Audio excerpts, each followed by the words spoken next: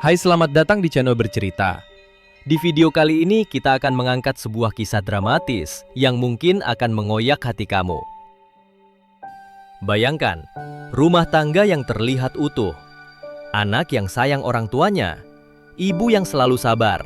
Semuanya perlahan hancur, bukan karena pertengkaran, bukan karena kekerasan, tapi karena satu hal, perempuan di rumah sebelah yang diam-diam mencuri perhatian sang ayah. Simak cerita penuh luka ini sampai akhir. Dan siap-siap, kamu mungkin akan bertanya, kenapa ayah tega menghancurkan keluarga demi godaan sesaat?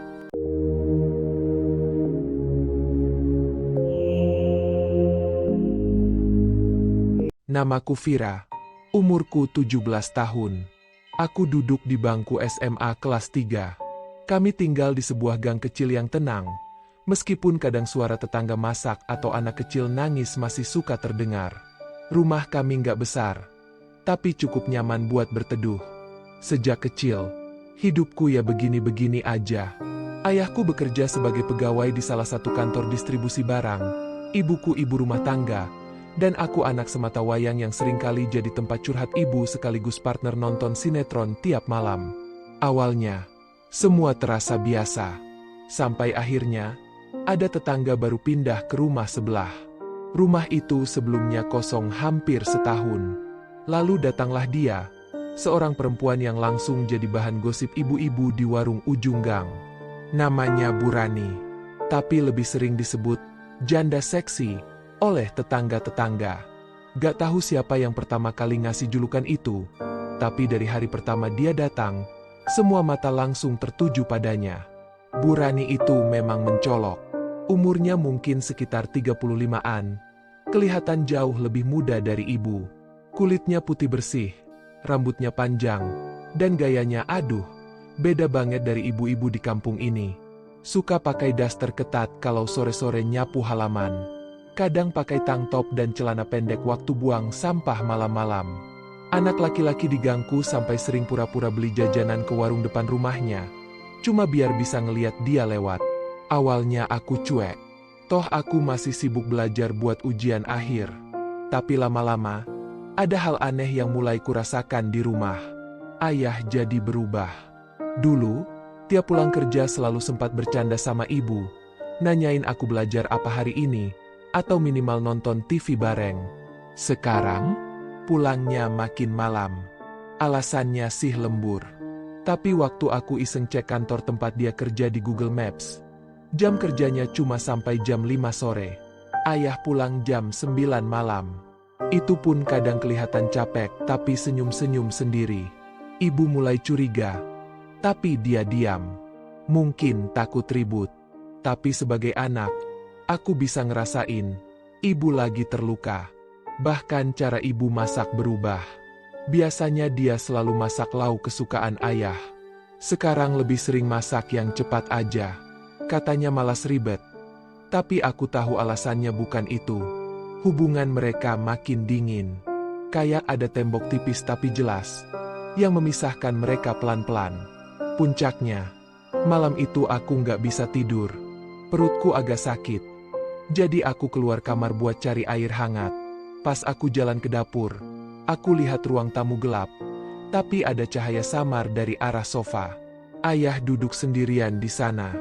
Kupikir dia tidur. Tapi waktu aku jalan pelan-pelan, aku dengar suara dari handphonenya.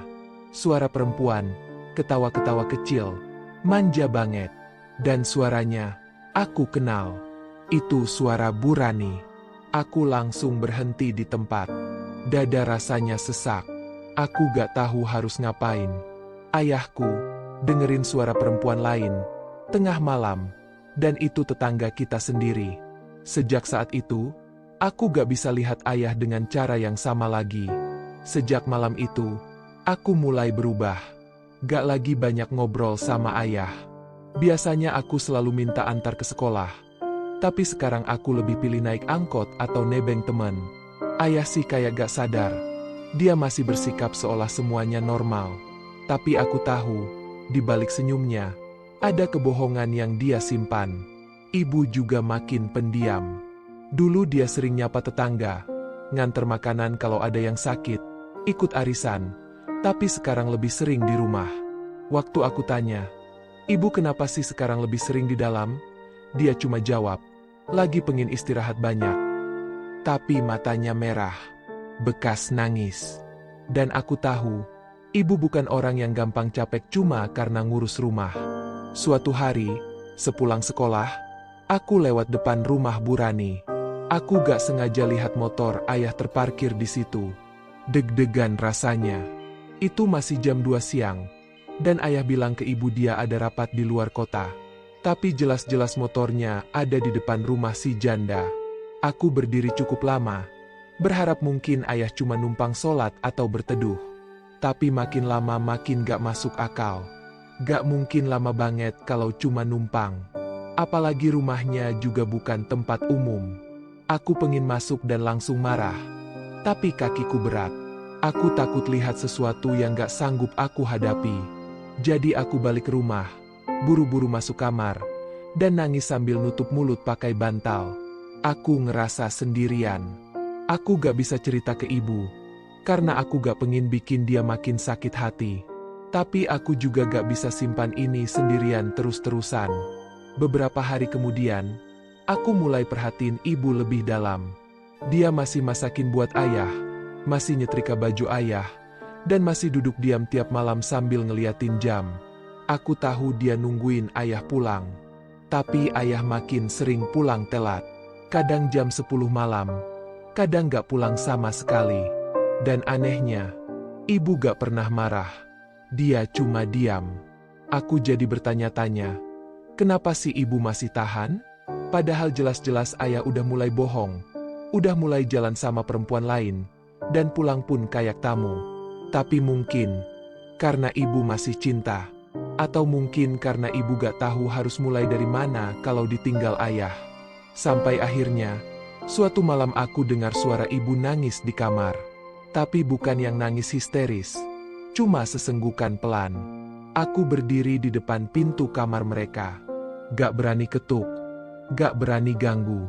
Aku cuma bersandar di tembok, diam, ikut nangis tanpa suara. Aku ngerasa rumah ini gak kayak rumah lagi. Rasanya kayak tempat asing yang tiap harinya makin kosong. Yang paling menyakitkan itu bukan karena ayah selingkuh, tapi karena dia berubah jadi orang yang asing. Orang yang dulu jadi panutanku, yang selalu bilang aku harus jujur dan setia, sekarang justru ngajarin aku lewat kebohongan dan pengkhianatan. Dan jujur, aku gak tahu harus mulai marah dari mana. Minggu pagi yang biasanya jadi waktu keluarga kami kumpul di meja makan, sekarang terasa sunyi. Dulu ayah selalu duduk di kursi pojok sambil baca koran atau mainin HP, sementara ibu sibuk ngeluarin teh manis dan nasi goreng buat kami. Tapi pagi ini, cuma aku dan ibu yang duduk. Kursi ayah kosong. Udah 2 malam dia gak pulang. Ibu gak bilang apa-apa, cuma nyuruh aku makan duluan. Tapi aku tahu, dia udah mulai capek pura-pura. Sendoknya gak bergerak. Teh yang dia buat juga masih utuh. Matanya sembab, wajahnya pucat. Aku pengen ngomong, tapi lidahku keluh. Mau bilang apa? Bahwa aku lihat motor ayah parkir di rumah perempuan sebelah? Atau bahwa aku dengar rekaman suara genitnya malam itu? Semua itu seperti luka, dan aku takut justru menambah perih di hati ibu. Siangnya aku duduk di teras, pura-pura main HP. Tapi mataku gak lepas dari rumah sebelah. Dan benar aja, sekitar jam 3 sore, pintu rumah itu kebuka. Ayah keluar. Dia pakai baju santai, bukan baju kerja. Dan dari balik pintu, muncul Bu Rani, si janda seksi itu, ngelambaikan tangan sambil senyum manis. Ayah ngelihat ke arah rumah kami sebentar, lalu buru-buru pergi. Aku langsung masuk, gak tahan ngelihatnya. Sore itu, aku nekat. Aku buka-buka lemari ayah di kamar. Bukan mau nyari bukti, tapi aku cuma pengen tahu, apakah dia masih nyimpan sesuatu yang ada hubungannya sama keluarga ini. Tapi yang kutemukan justru koper kecil di bawah ranjang. Sebagian udah terisi. Baju, alat cukur, beberapa kemeja. Rasanya kayak jantungku jatuh ke lantai. Jadi ini, ayah memang siap pergi? Waktu ibu masuk kamar dan lihat aku jongkok di lantai sambil pegang koper, dia langsung diam. Gak marah, gak panik, cuma duduk di kasur dan napasnya berat. Ayahmu, kayaknya udah gak betah lagi di sini, kata ibu pelan, seolah bisikan itu lebih nyakitin dari teriakan. Aku langsung duduk di sampingnya. Bu, jangan biarin ayah pergi. Kita tahan dia, ya. Ibu senyum, tapi senyumnya kosong. Kalau orang udah gak sayang, ditahan pun percuma. Nak, aku gak terima. Aku gak mau keluarga kami hancur cuma gara-gara perempuan yang tiba-tiba muncul dan menggoda ayahku. Tapi aku juga gak bisa maksa ayah buat tetap tinggal kalau dia udah gak punya rasa. Rasanya kayak berdiri di tengah dua sisi yang sama-sama bikin luka. Malamnya, ayah akhirnya pulang. Wajahnya kelihatan lelah. Tapi bukan capek kerja. Lebih ke capek berpura-pura. Aku duduk di meja makan, pura-pura baca buku, tapi telingaku tajam.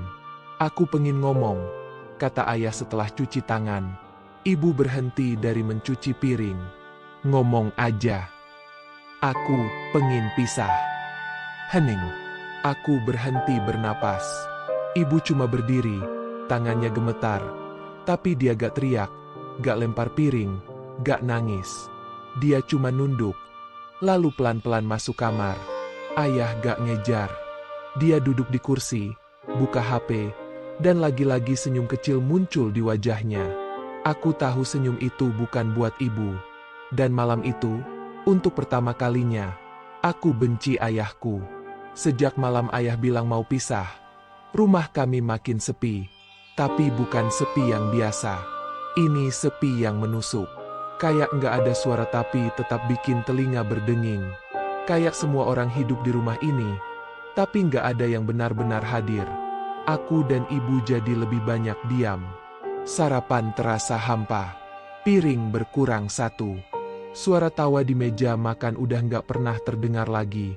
Ayah masih tinggal di rumah beberapa hari setelah bilang ingin cerai. Tapi bisa kelihatan, dia cuma numpang tidur. Pagi-pagi udah pergi, malam baru balik. Itu pun langsung masuk kamar. Ibu udah nggak nanya-nanya lagi. Kayak dia udah ikhlas walaupun sebenarnya hati kecilnya belum rela. Tapi gimana, kalau cinta cuma satu arah, yang tinggal cuma luka. Aku sendiri masih susah percaya. Dulu aku bangga banget punya ayah yang kelihatan bertanggung jawab. Setiap kali ada acara sekolah, ayah selalu datang. Dia selalu bilang, ayah kerja keras buat masa depan Vira. Tapi sekarang, ayah bahkan gak bisa kerja keras buat mempertahankan keluarga sendiri. Dia milih keluar. Bukan karena kami jahat, tapi karena dia tergoda dengan sesuatu yang lebih menggiurkan. Suatu siang, aku pulang sekolah lebih cepat karena ada guru yang izin. Saat masuk gang, aku lihat Bu Rani lagi siram tanaman di depan rumahnya. Pakai kaos ketat warna merah dan celana pendek. Rambutnya dikuncir. Dan senyumnya muncul waktu lihat aku lewat. "Hai, Vira. Pulang sekolah ya?" Suaranya lembut banget. Aku cuma angguk kecil dan buru-buru jalan masuk rumah. Jijik rasanya. Bukan karena dia janda, tapi karena dia tahu ayahku masih suami orang dan tetap nerima dia dengan tangan terbuka. Kalau dia benar-benar perempuan baik, harusnya dia jaga diri. Tapi nyatanya, dia malah jadi penyebab keluargaku berantakan. Beberapa hari kemudian, ayah benar-benar keluar dari rumah. Dia bawa koper kecil yang dulu kulihat disembunyiin di bawah ranjang. Gak banyak kata, cuma bilang, "Jaga ibu, ya." Lalu pergi, gitu aja.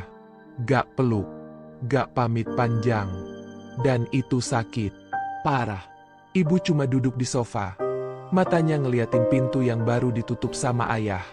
Tapi dia gak nangis. Aku juga gak. Entah kenapa, air mata kami habis. Yang tersisa cuma kekosongan. Dan di dalam kekosongan itu, ada rasa lega yang tipis. Karena kami gak perlu pura-pura baik-baik aja lagi. Malam itu, aku tidur di kamar ibu. Aku tahu dia kesepian. Dan aku juga takut sendirian. Di pelukannya, aku dengar dia bilang pelan, "Maafin ibu ya, nak. Ibu gak bisa jagain keluarga kita utuh." Aku langsung peluk dia erat. "Bukan salah ibu. Yang salah, ayah." Ibu gak jawab. Tapi aku tahu dalam diamnya, dia setuju. Sejak malam itu, kami berdua mulai belajar hidup dari nol. Tanpa ayah, tanpa kebohongan, tanpa harapan yang kosong. 2 bulan setelah ayah pergi, suasana rumah kami perlahan mulai berubah. Bukan jadi lebih ceria, tapi jadi lebih tenang. Meskipun kadang masih ada rasa sepi yang datang diam-diam, tapi setidaknya gak ada lagi ketegangan di meja makan, gak ada lagi tangisan di balik kamar, dan gak ada lagi suara ketawa genit yang nyelip dari handphone ayah. Ibu mulai sibuk dengan kegiatannya sendiri. Dia buka usaha kecil-kecilan dari rumah, bikin kue kering dan nasi kotak. Modalnya dari uang simpanan ibu sendiri, yang selama ini dia sisihkan diam-diam dari uang belanja. Aku bantu promosi di media sosial, dan ternyata lumayan laku. Setiap pagi, aroma kue kering ibu memenuhi rumah. Rasanya seperti ada kehidupan baru yang tumbuh di tempat yang sempat mati. Aku sendiri jadi lebih dewasa. Gak cuma soal urusan sekolah, tapi cara melihat dunia juga berubah. Dulu aku pikir keluarga itu tempat paling aman. Tapi ternyata, kadang keluarga juga bisa jadi tempat pertama yang bikin luka. Tapi dari semua itu, aku belajar satu hal. Yang paling penting bukan siapa yang tetap tinggal, tapi siapa yang berusaha tetap kuat walaupun ditinggal. Ayah? Sesekali aku masih lihat dia. Kadang dari kejauhan. Dia sering duduk di teras rumah Bu Rani, pakai kaos oblong, sendal jepit, dan tatapan kosong. Gak ada lagi senyum bangga seperti dulu. Kata tetangga-tetangga, dia udah jarang kerja. Sering ribut sama Bu Rani. Bahkan pernah kedengaran sampai luar pagar. Aku gak kaget. Hubungan yang dibangun dari pengkhianatan biasanya memang gak bertahan lama. Suatu sore, waktu aku bantu ibu bungkus pesanan kue, ayah datang. Aku kaget. Udah lama dia gak muncul. Dia berdiri di depan pintu, mukanya sayu, matanya merah. Di tangannya ada kantong plastik berisi sesuatu. Ibu pelan-pelan keluar dari dapur dan berdiri di depan pintu. Mereka saling diam cukup lama. Lalu ayah akhirnya buka suara. "Aku salah. Aku nyesel. Aku kira aku bakal bahagia, tapi ternyata aku kehilangan segalanya." Ibu gak jawab. Dia cuma pandangin ayah dengan mata yang tenang, bukan mata yang penuh amarah. Tapi dari ketenangan itu, aku tahu pintu udah ditutup, bukan dikunci, tapi ditutup rapat dari dalam hati. Aku gak minta balik. Aku cuma mau bilang, "Makasih karena dulu pernah sabar sama aku." Lanjut ayah. "Kalau Vira mau ketemu, aku tetap ayahnya." Ibu hanya mengangguk, lalu menoleh ke arahku yang berdiri di balik pintu. Aku gak tahu harus bilang apa. Tapi aku gak membenci ayah seperti dulu. Aku cuma gak lagi menaruh harapan apa-apa. Setelah ayah pergi, ibu duduk kembali dan melanjutkan bungkus kue seperti tadi. Seolah gak ada apa-apa yang terjadi. Tapi aku tahu, dalam hati ibu, ada luka yang perlahan sembuh. Bukan karena waktu, tapi karena dia memilih untuk bertahan dan bangkit. Hari-hari kami memang gak sempurna, tapi setidaknya, kami belajar berdiri di atas kaki sendiri, tanpa harus bergantung pada orang yang memilih pergi. Dan dari semua yang udah terjadi, aku cuma punya satu harapan ke depannya. Semoga perempuan seperti Bu Rani gak datang lagi ke kehidupan orang lain, karena efeknya bisa seumur hidup. Dan semoga ayah belajar dari semua yang udah dia hancurkan.